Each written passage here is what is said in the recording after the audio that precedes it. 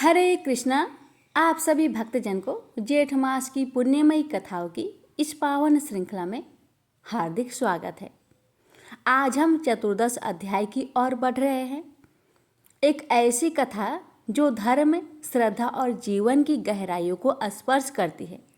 और विशेष बात यह है कि आज जेठ महीने की अमावस्या तिथि भी है। वह दिव्य तिथि जब श्रद्धा और साधना का प्रभाव कई गुना बढ़ जाता है। अमावस्या के दिन किया गया जप, तप, दान और कथा श्रवण विशेष फलदायी माना गया है।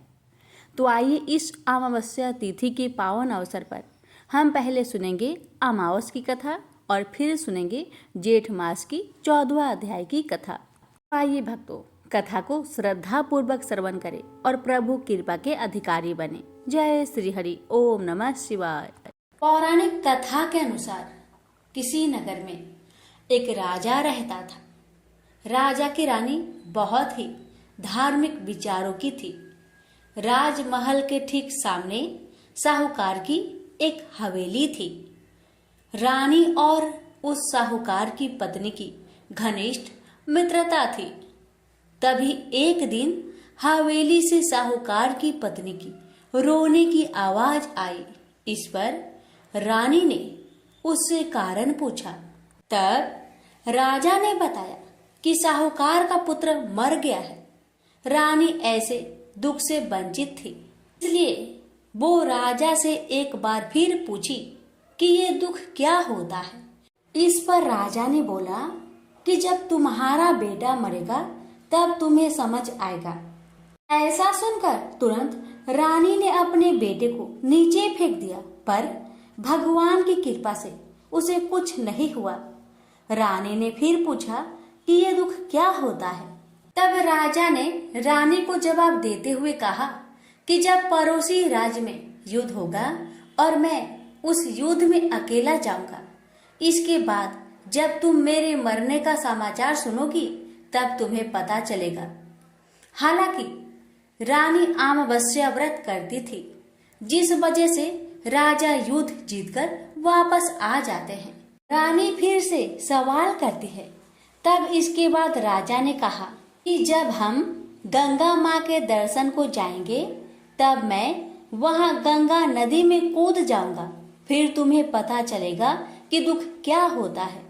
उधर भगवान शंकर कैलाश पर्वत पर बैठकर सब कुछ देख रहे थे और माता पार्वती से कहते हैं कि आओ, मैं तुम्हें सुखी आत्मा के दर्शन कराता हूँ। इसके बाद भगवान शिव बकरे और माता पार्वती ने बकरी का रूप धारण करके एक बावली के पास घास चरने लगे। रानी ने उस बावली को देखकर कहा कि हम यही विश्राम करेंगे।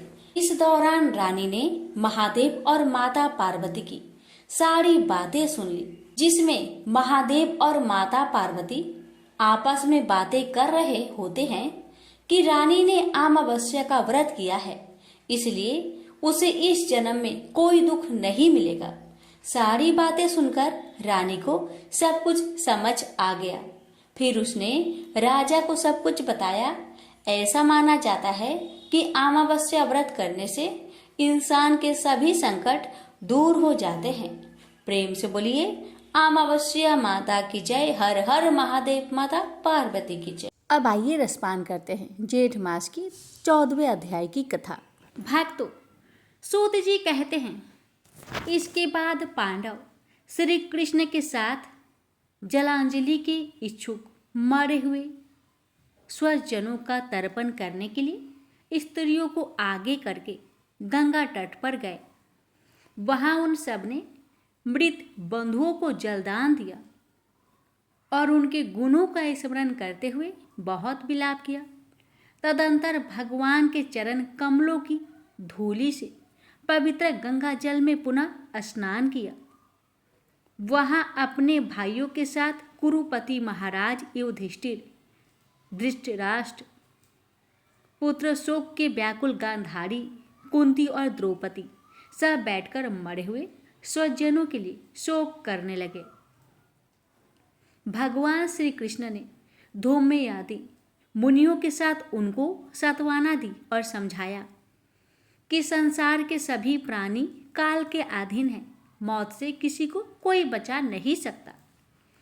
इस प्रकार भगवान श्री कृष्ण ने अजात शत्रु महाराज युधिष्ठिर को उनका वह राज्य जो ध्रुवों ने छल से छीन लिया था वापस दिलाया तथा द्रौपदी के केशों का स्पर्श करने से जिनकी आयु छीन हो गई थी उन दुष्ट राजाओं का वध कराया।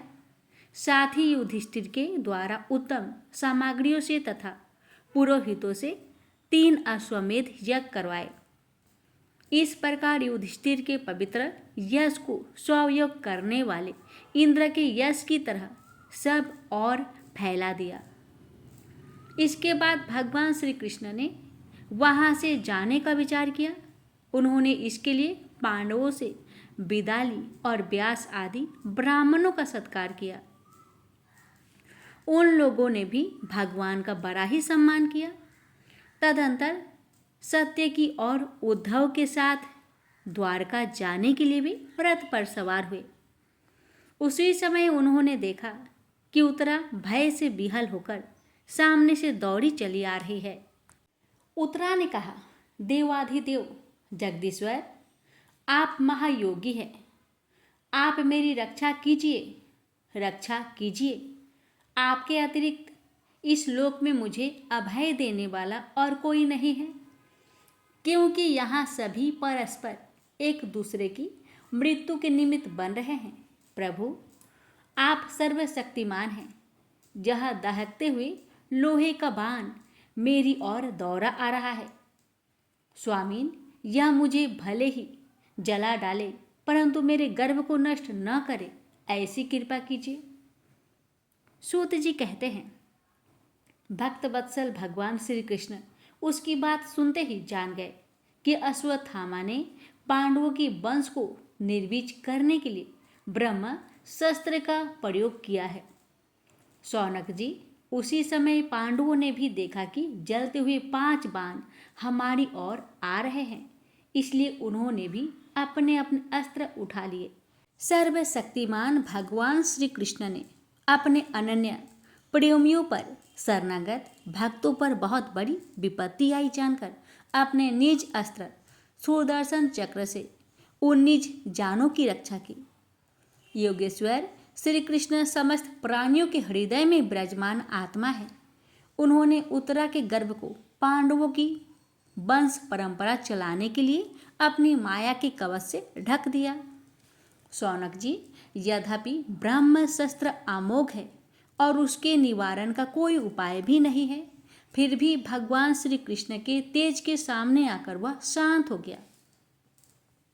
यह कोई आश्चर्य की बात नहीं समझनी चाहिए, क्योंकि भगवान तो सर्वा सच्चर्यमय है।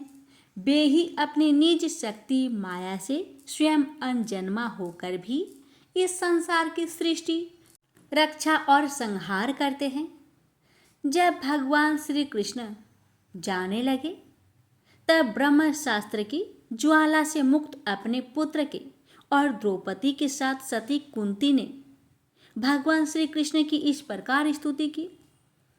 कुंती ने कहा, आप समस्त जीवों के बाहर और भीतर एक साथ स्थित है, फिर भी इंद्रियां और वृत्तियों से देखे नहीं जाते, क्योंकि आप प्रकृति से परे आदि पुरुष परमेश्वर है।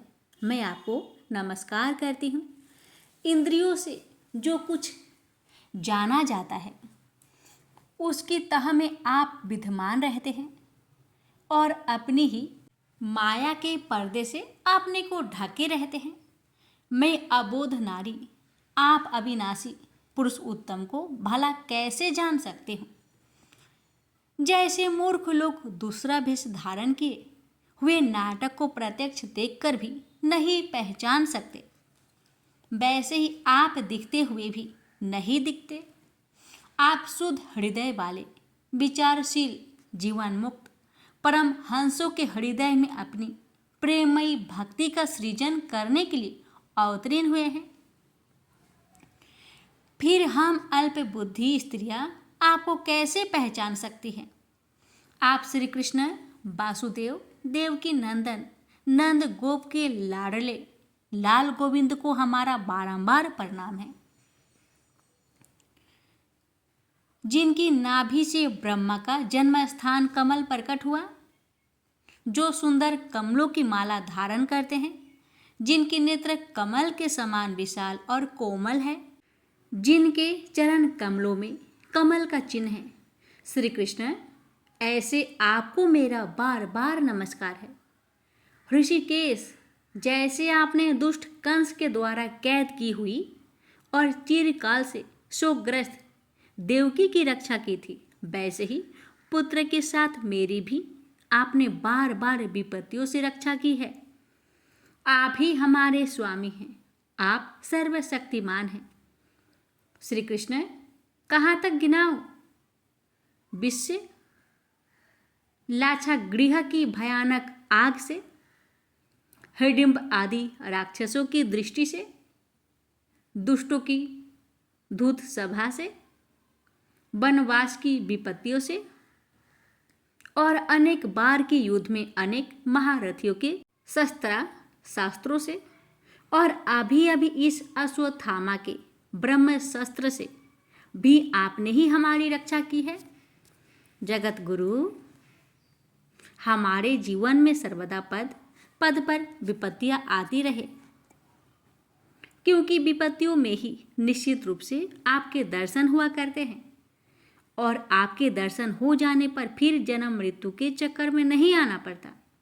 ऊंचे कुल में जन्म, ऐश्वर्य, विद्या और संपत्ति के कारण जिसका घमंड बढ़ रहा है, वह मनुष्य तो आपका नाम भी नहीं ले सकता, क्योंकि आप तो उन लोगों को दर्शन देते हैं जो अकिंचन हैं। आप निर्धनों के परम धन हैं। माया का परपंच आपका स्पर्श भी नहीं कर सकता। आप अपने आप में ही विहार करने वाले परम शांत स्वरूप हैं। आप ही केवल्य मोक्ष के अधिपति हैं। आपको मैं बार बार नमस्कार करती हूँ। मैं आपको अनादि अनंत सर्वव्यापक सबके नियंता काल रूप परमेश्वर समझती हूँ।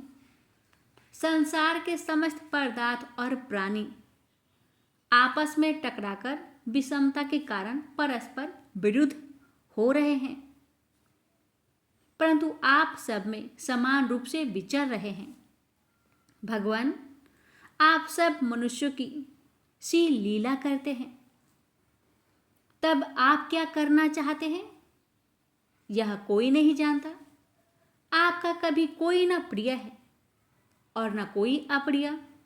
आपके संबंध में लोगों की बुद्धि ही विषम हुआ करती है। आप विश्व के आत्मा हैं, विश्वरूप है। न आप जन्म लेते हैं और न आप कर्म ही करते हैं।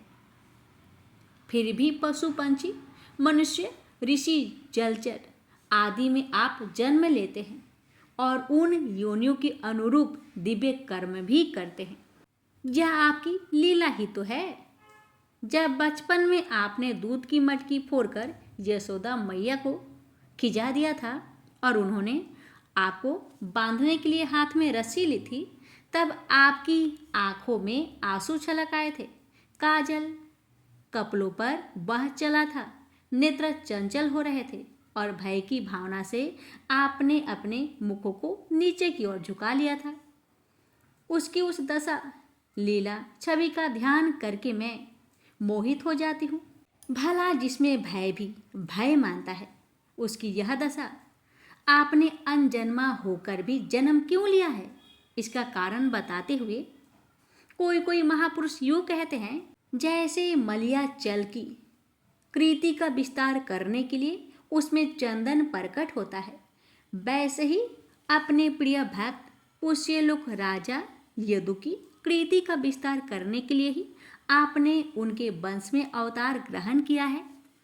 दूसरे लोग यूँ कहते हैं कि वासुदेव और देवकी ने पूर्व जन्म में सुतापा और उसनी के रूप में आपसे यही वरदान प्राप्त किया था, इसलिए आप अनजन्मा होते हुए भी जगत के कल्याण और दैत्य के नाश के लिए उनके पुत्र बने हैं। कुछ और लोग यूँ कहते हैं कि यह पृथ्वी दैत्यों के अत्यंत भार से समुद्र में डूबते हुए जहाज की तरह डगमगा रही थी, पीड़ित हो रही थी। तब ब्रह्मा की प्रार्थना से उसका भार उतारने के लिए ही आप प्रकट हुए हैं। कोई महापुरुष यो कहते हैं कि जो लोग इस संसार में अज्ञान, कामना और कर्मों के बंधन में जकड़े हुए पीड़ित हो रहे हैं, उन लोगों के लिए श्रवण और स्मरण करने योग्य लीला करने के विचार से ही आपने अवतार ग्रहण किया है। भक्तजन बार बार आपके चरित्र का श्रवण, गान, कीर्तन एवं स्मरण करके आनंदित होते रहते हैं।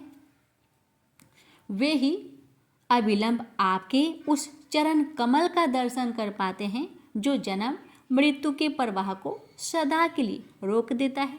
भक्त वांछा कल्पतरु प्रभु, क्या अब आप आपने आश्रित और संबंधी हम लोगों को छोड़कर जाना चाहते हैं? आप जानते हैं कि आपके चरण कमलों के अतिरिक्त हमें और किसी का सहारा नहीं है। पृथ्वी के राजाओं के तो हम यूं ही विरोधी हो गए हैं। जैसे जीव के बिना इंद्रियां शक्तिहीन हो जाती है, वैसे ही आपके दर्शन बिना यदुवंशियों के और हमारे पुत्र पांडवों के नाम तथा रूप का अस्तित्व ही क्या रह जाता है।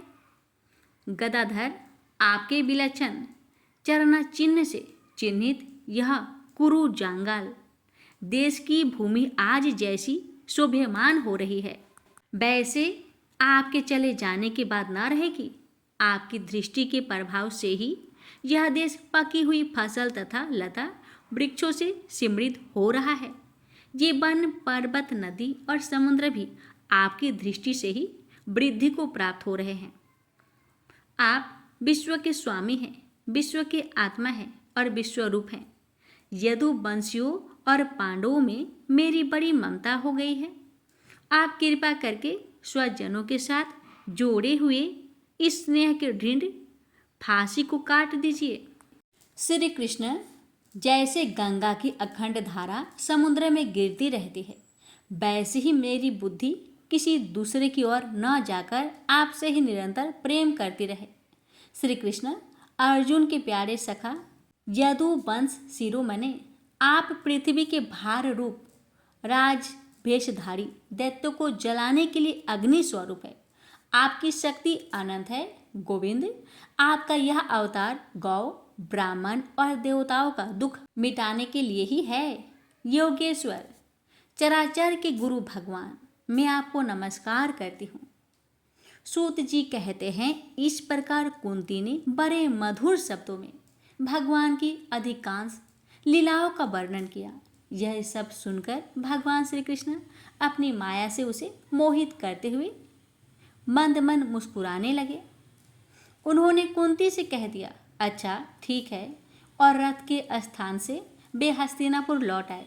वहाँ कुंती और सुभद्रा आदि देवियों से विदा लेकर जब वे जाने लगे, तब राजा युधिष्ठिर ने बड़े प्रेम से उन्हें रोक लिया। राजा युधिष्ठिर को अपने भाई बंधुओं के मारे जाने का बड़ा शौक हो रहा था।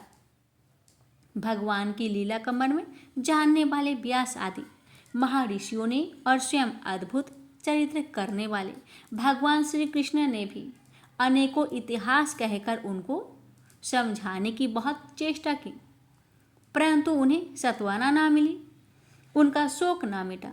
स्वनकादि ऋषियों, धर्मपुत्र राजा युधिष्ठिर को अपने स्वजनों के वध से बड़ी चिंता हुई। वे अविवेक युक्त चित्त से स्नेह और मोह के बस में होकर कहने लगे, भला मुझ दुरात्मा के हृदय में बदमूल हुए इस अज्ञान को तो देखो।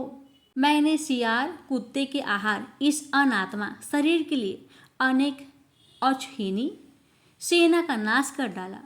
मैंने बालक, ब्राह्मण संबंधी, मित्र, चाचा, ताऊ, भाई, बंधु और गुरुजनों से द्रोह किया है। करोड़ों वर्षों से भी नरक से मेरा छुटकारा नहीं हो सकता।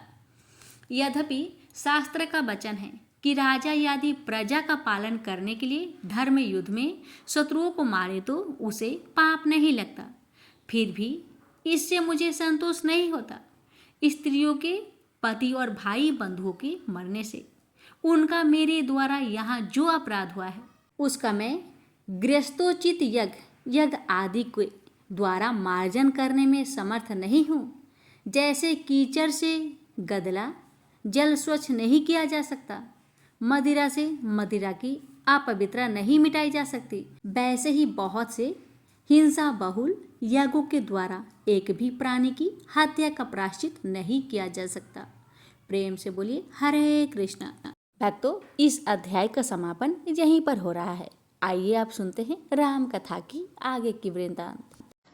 अंगद के जाने की बहुत देर बाद तक रावण की सभा में सन्नाटा छाया रहा, जिसने रावण को आंतरिक वेदना से भर दिया। अब वह अपने योद्धाओं से भी क्या कहे, वह मन ही मन दुखी हो रहा था। उसका मन महल जाने का नहीं कर रहा था। रंगमहल जाने का नित्य कर्म भी आज वह भूल गया था। परंतु संध्या हो गई थी, दरबार में तो बैठा नहीं रह सकता था। अंततः वह दरबार से उठकर बिना किसी से बात किए महल चला आया। वहां और भी अधिक सन्नाटा पसरा था। दास दासियां ऐसे उदास थे जैसे हंसना बोलना भूल गए हो। रावण मंदोदरी के सामने पहुंचा तो थमकर खड़ा रह गया। उसकी दशा व्यथित करने वाली थी।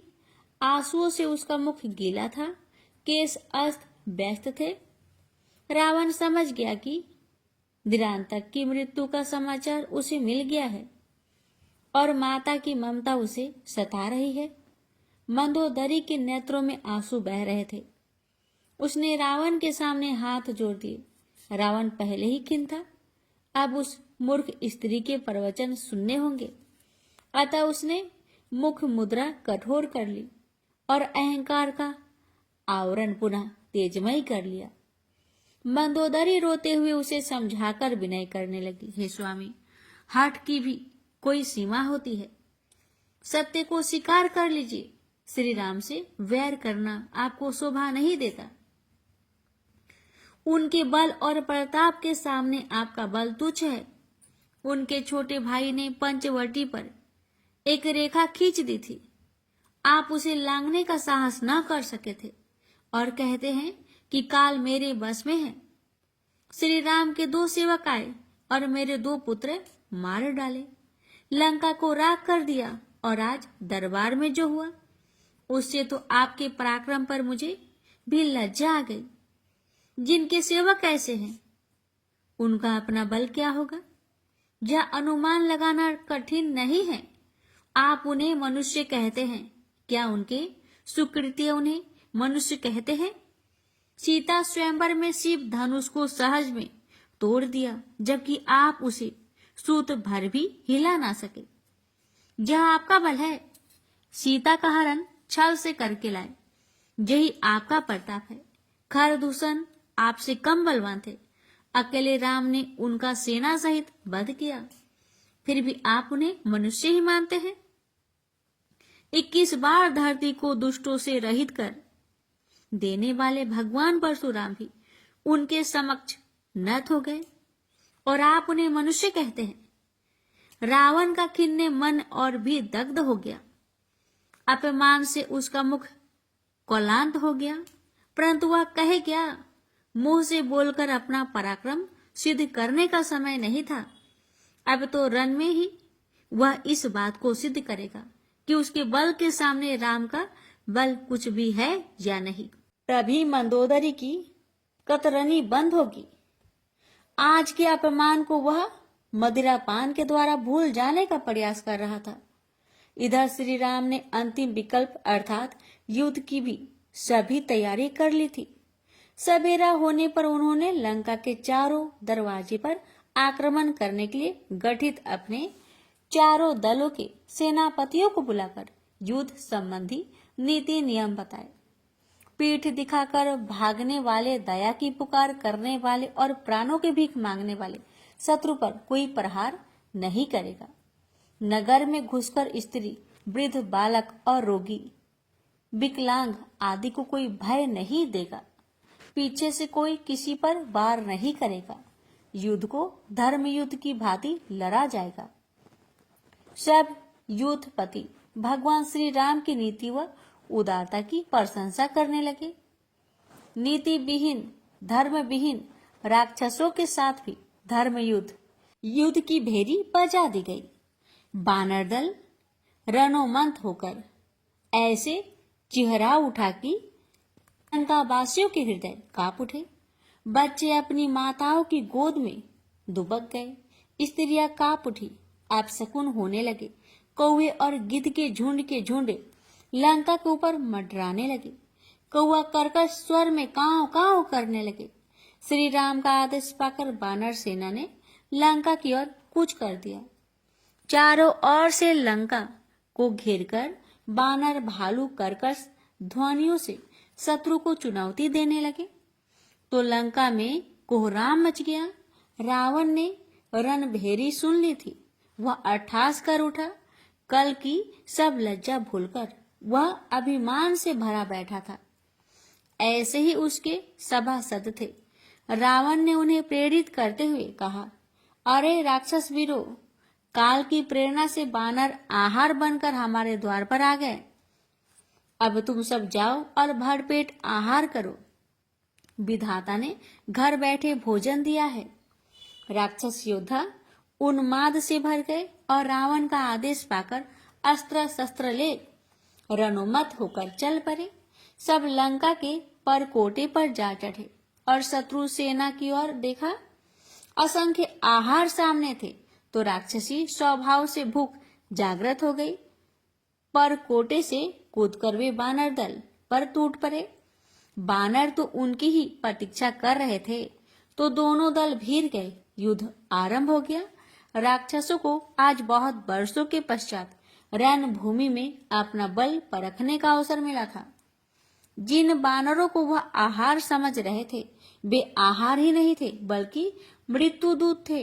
रणभूमि तनिक ही देर में शवों से भर गई। कांटे हाथ पैर सिर धड़ आदि रक्त में डूबे पैरों तले कुचले जा रहे थे। श्री राम की सेना का उत्साह देखते ही बनता है। दोपहर होने तक राक्षसों का उत्साह ढीला पड़ गया और बानरों के पराक्रम ने उन्हें भगाने पर विवश कर दिया। वे परकोटे पर चढ़ते तो वीर बानर उन्हें पैर पकड़कर खींच लेते और अपने तीखे नाखूनों से फाड़ डालते। रावण ने अपनी सेना को विकल देखा तो उसने ललकार कर अपने योद्धाओं को चेतावनी दी कि जो भी युद्ध में पीठ दिखाकर भागेगा उसे रावण अपने हाथों से मृत्यु दंड देगा। दोनों और मृत्यु जानकर राक्षस योद्धा प्राणों का मोह त्याग कर युद्ध रत हो गए। पश्चिम द्वार पर बड़ा घमासान युद्ध हो रहा था। महाबली हनुमान और मेघनाद वहां भीड़ गए थे। मेघनाद अतुलनीय योद्धा था और द्वार टूटने नहीं दे रहा था। हनुमान ने यद्यपि उसकी सेना को व्याकुल कर दिया था। हनुमान उसके पराक्रम को सराह रहे थे। बहुत समय पश्चात जोर का शत्रु मिला था। युद्ध प्रियता ऐसी ही होती है। तभी उन्हें संदेश मिला कि मुख्य द्वार पर रावण ने बानर सेना को व्याकुल कर दिया है। तो क्रोध में भरकर उन्होंने मेघनाद पर गदा का भीषण प्रहार किया। रथ का विध्वंस हो गया और मेघनाद रथ से कूद गया तो हनुमान ने लात मारकर उसे दूर उछाल दिया। मेघनाद को मूर्छा आ गई। हनुमान मुख्य द्वार की ओर आ गए। वहां अंगद बड़ी वीरता से लड़ रहा था, परंतु रावण के आह्वान पर प्राणपण से लड़ रहे राक्षस भारी पड़ने लगे। युद्ध में जिसने प्राणों का मोह तज दिया वह योद्धा बहुत भीषण हो जाता है। ऐसे ही राक्षस हो गए थे। अंगद ने हनुमान को आते देखा तो उनका उत्साह बढ़ गया। अब राक्षस भयभीत होने लगे। रावण के सेनापति अकंपन और अतिकाय नाम के मायावी राक्षस थे। जब युद्ध में अपनी हार होती जानी तो माया करने लगे। माया से घोर अंधकार कर दिया। रात होती जानकर युद्ध नियम का पालन करते हुए अंगद और हनुमान सेना सहित लौट पड़े। राक्षस किसी नियम धर्म का पालन नहीं करते थे। वे माया से फैलाए अंधेरे में बानर दल पर टूट पड़े। बड़ी कठिन परिस्थिति हो गई थी। चारों ओर चीख पुकार मच गई। श्री राम ने यह राक्षसी माया जान ली और धनुष उठाकर एक ही बाण से अंधकार को समाप्त कर दिया। बानर दल प्रकाश होते ही बल पा गया और बुरी तरह से राक्षसों पर टूट पड़ा। राक्षस पुनः व्याकुल होकर भागने लगे। सूर्यास्त होने पर राक्षसों ने चैन की सांस ली। युद्ध बंद हो गया और बानर सेना शिविर में लौट आई, जहां श्री राम उनका स्वागत किया और उनके बल पराक्रम की सराहना की। रावण ने प्रथम दिन के युद्ध के बाद तत्क्षण सभी सेनापतियों को बुलाकर युद्ध में हुई क्षति का आकलन किया, तो उसे ज्ञात हुआ कि आज उसके सैकड़ों पुत्र पौत्र कलवित हो गए और असंख्य राक्षस योद्धा भी मारे गए। आकलन और निरीक्षण दल ने यह भी बताता है कि युद्ध भूमि में बानर भालुओं के शव तो उंगली पर गिने जा सकते थे, परंतु राक्षसों की गिनती नहीं की जा सकती। कुल मिलाकर युद्ध के पहले दिन का परिणाम रावण के लिए निराशाजनक ही रहा। माल्यवान वृद्ध और अनुभवी मंत्री था। रिश्ते में वह रावण का नाना भी था। यद्यपि रावण को सीख देना ही मूर्खता थी, क्योंकि वह किसी को मानता ही नहीं था। फिर भी माल्यवान उसे समझाने का प्रयास करना अपना कर्तव्य समझता था। जब राजा की बुद्धि विनाश कराने लगे तो मंत्रियों को यह अधिकार है कि वे उसे उचित परामर्श देकर सही मार्ग पर लाने का प्रयास करें। माल्यवान ने अपना कर्तव्य समझते हुए रावण को समझाने का प्रयास किया। हे राक्षस राज, आज के युद्ध के संकेत दे दिए हैं कि क्या होने वाला है। अतः पूर्व से जो करुण क्रदन सुनाई दे रहा है, वह भी तुम्हारी बुद्धि के कपाट नहीं खोल रहा। एक ही दिन में राजकुल के सैकड़ों बधुए विधवा हो गई है। श्री राम का बल अपार है, उन्होंने तो अभी रण में पैर भी नहीं रखा, तब यह स्थिति है। सोचो कि उनका काल रूपी धनुष जब तनेगा तो क्या गत होगी। मृत्यु तो अटल है, परंतु तुम्हारी तरह कोई मृत्यु को हठ ठानकर नहीं बुलाता और न अपने कुल को उसके सामने ढकेलता है। तुम राम द्रोही ही नहीं, कुल द्रोही भी हो गए हो। तुम्हारा हृदय पाषाण हो गया है, जो इतने पुत्र पौत्रों के वध पर भी चिंतित नहीं हो।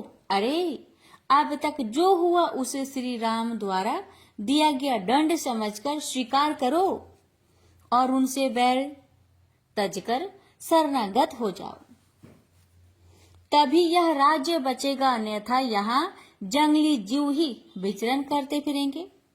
मेरी सलाह को उचित मानो। रावण यदि सलाह मानने लगे तो रावण कैसा, उसका अभिमान उसे इसको आज्ञा नहीं देता। मल्यवान पर उसे अत्यंत क्रोध आया। बोला, अरे बूढ़े, तेरी बुद्धि फिर गई है, जो शत्रु का गुणगान कर रहा है।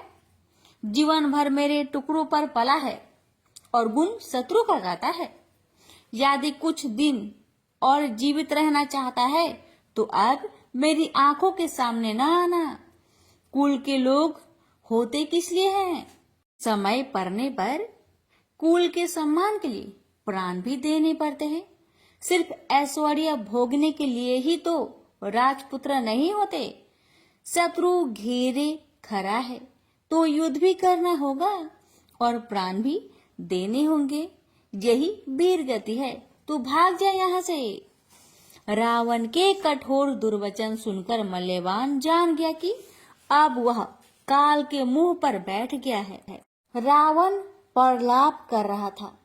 तब मेघनाद ने अपने पिता का समर्थन करते हुए प्रण लिया, कल के युद्ध में ऐसा पराक्रम दिखाऊंगा कि शत्रु दल बिलबिला उठेगा और निश्चय ही दोनों नहीं तो एक तपस्वी को तो अवश्य ही मार गिराऊंगा। रावण अपने पुत्र के प्रण से प्रसन्न हो गया। उसे विश्वास था कि मेघनाद जो कहता है उसे कर दिखाता है। दूसरे दिवस का रण सज गया।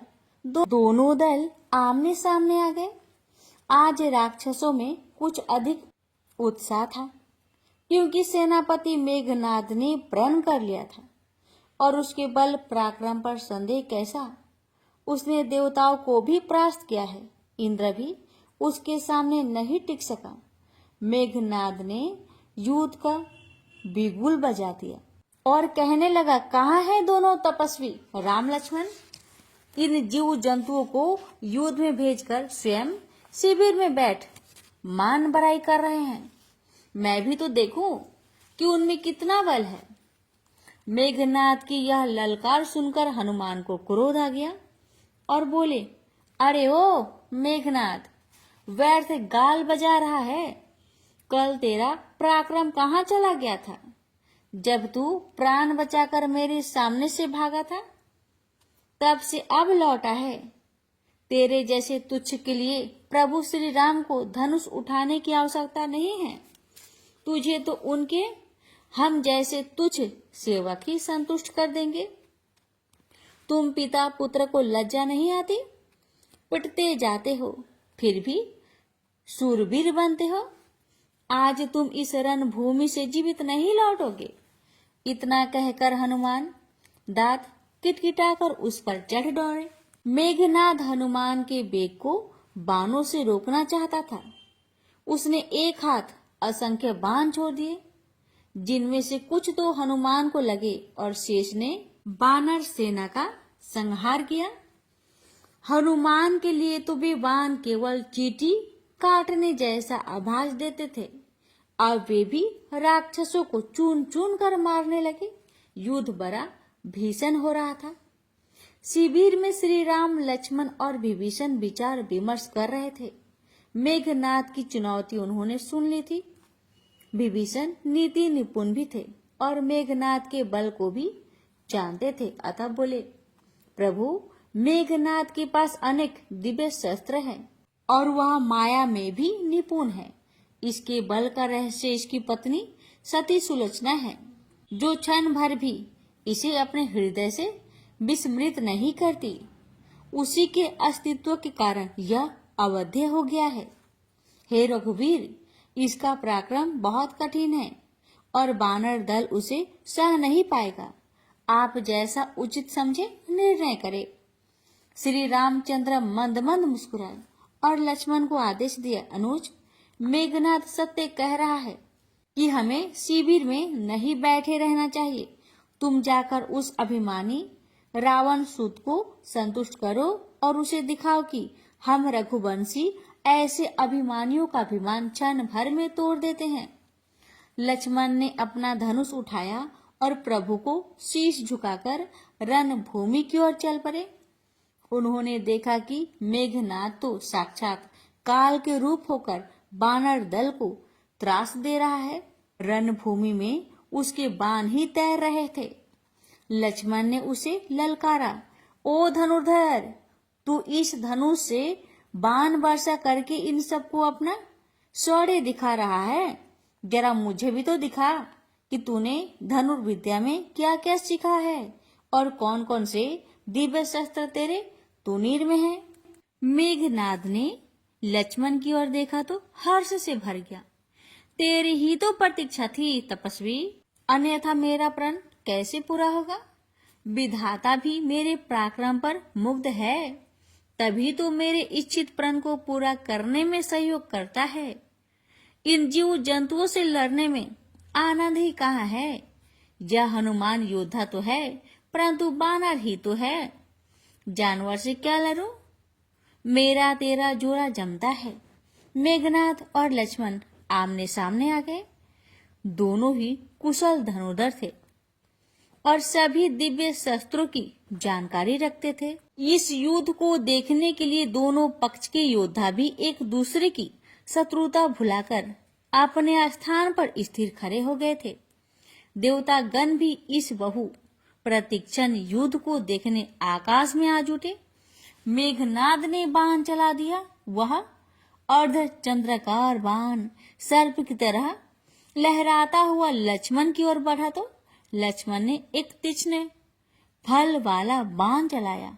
वह मेघनाद के बाण को बीच से चीरता हुआ निकल गया। देवता हर्षित हो उठे। मेघनाद अनेक तरह से दिव्य शस्त्र चलाता रहा, परंतु सौमित्र लक्ष्मण उन सबको काटते रहे। इधर हनुमान और अंगद इस युद्ध का पूरा लाभ उठाते हुए राक्षसी सेना का संहार कर रहे थे। राक्षस उनके प्रहारों से व्याकुल होकर भाग रहे थे। मेघनाद को लक्ष्मण ने ऐसा उलझाया है कि वह या तो अपने प्रण को पूरा करे या अपनी सेना का बचाव करे। इस तरह तो हनुमान और अंगद अधिकांश सेना का विध्वंस कर देंगे और लक्ष्मण उसे घेरे रहेंगे। सब तो दिव्य शस्त्र चलाकर देख लिए, परंतु लक्ष्मण ने उनको संतुष्ट कर दिया। दिन भर का युद्ध और परिणाम भी लाभ वाला नहीं था।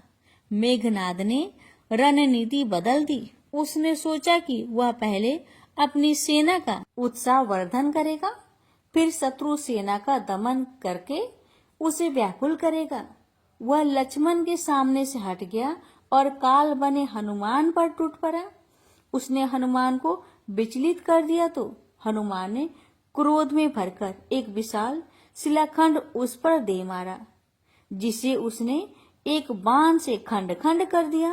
प्यारे भक्तों, अब इसकी आगे की कथा कल के वीडियो में जरूर सुनिएगा। जय श्री हरि, जय श्री राम।